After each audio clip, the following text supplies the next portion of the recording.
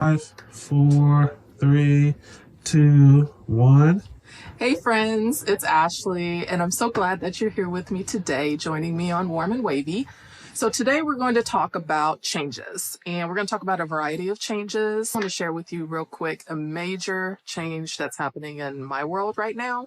My oldest son is currently at boot camp because he decided to join the U.S. Navy. Go Navy. So that is a major transition that my family is currently undergoing, and we're super excited. So I wanted to take a few moments to chat with you about the variety of emotions that come with life changes and how we can tackle those, and also some strategies as to how we can cope. One of the emotions that I am dealing with is sadness. And it is in regards to the sadness that now my kiddo isn't home anymore. So the lack of that physical connection with him can be tough. And you may experience that as well if you're experiencing distance from someone or something in your life. So that's one of the emotions that we may deal with, but that is perfectly okay. That's normal. And the next emotion that I'm also dealing with is this immense sense of pride. I'm so proud of him that he's decided to take this course to join the military, and I couldn't be prouder. Like, as a parent, as a mom, it's like, oh my gosh, so exciting. So I want you to also know that when you move forward in your journey, to be proud of the decisions that you're making and what you're taking on, because that takes guts. The next emotion that I want to touch on is the feeling of guilt. And I know for myself as a parent that I sometimes ask myself, did I do enough for my kid? Did I provide him with enough of a foundation to go out and pretty much take on this world on its own? Emotion that I feel is happiness. Like, I'm really happy that the kid that I raised is actually out following his dreams. He's doing what he genuinely wants to do. And as a parent, that's what we want for our kids. We want them to follow their dreams, go after what they want. So that brings me a lot of happiness. Also, I am experiencing like a little bit of relief, like a sense of relief that, okay, I provided him with all of the foundation, the morals, the values necessary to go out and be successful. So I rest in that. And I encourage you also to take inventory of all the emotions that you're feeling and just know that it's okay. It's totally okay to feel that. You're not weird. And just rest in knowing that you've done everything you can to...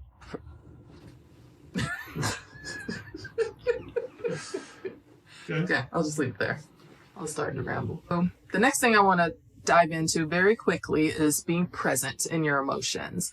I think many of us will be able to relate to the fact that when we start to feel some uncomfortable emotions, we tend to want to push those away rather than sit in them and actually acknowledge them and be present in them. So I believe when you're undergoing a major change in your life, you have to take time to actually be present, acknowledge those emotions, and allow yourself to feel those. Okay?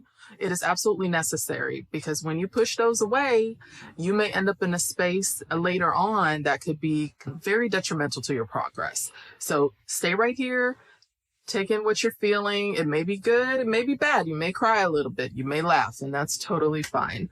Some things that I do that help me to process my emotions and stay present is I journal.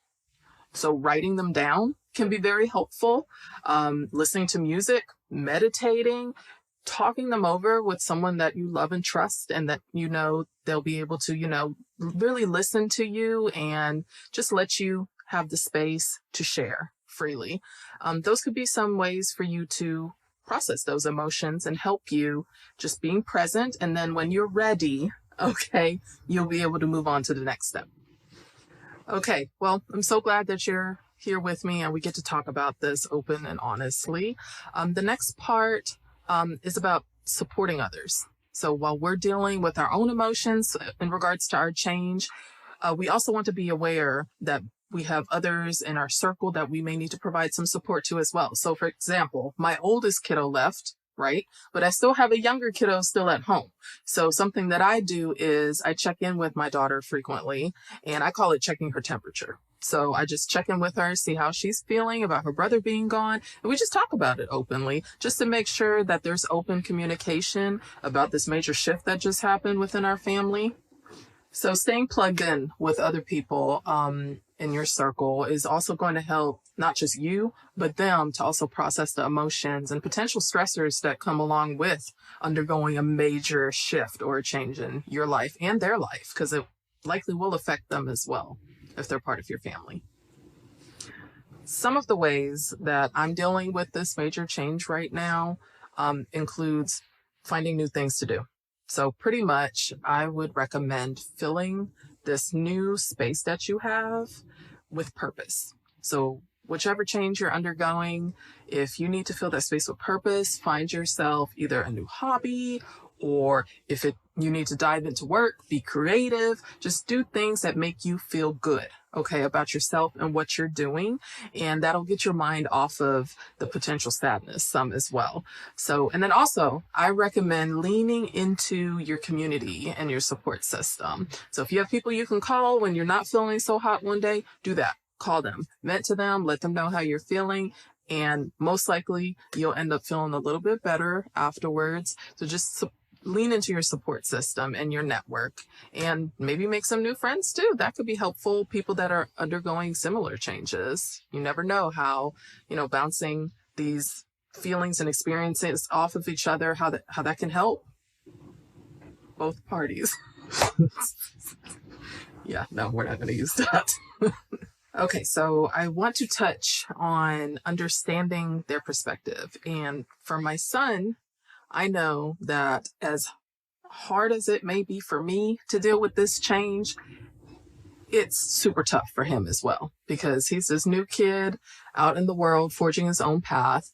So I have to take time and also reflect on all the changes that he's experiencing. He's out there, is gaining his independence, doing new things, meeting so many different people in a completely different unknown environment. Taking inventory of that and keeping that in mind as well helps me to kind of stay grounded and leveled and not get overwhelmed by my own emotions of missing him so much.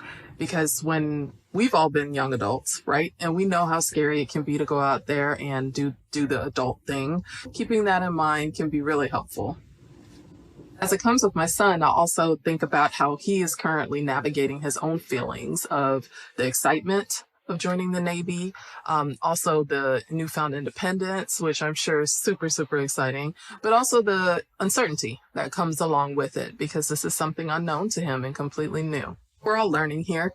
Everyone's learning. And I think it's really important that we give ourselves lots and lots of grace while we're undergoing changes in our lives. For kids, they're learning how to become adults, how to be independent.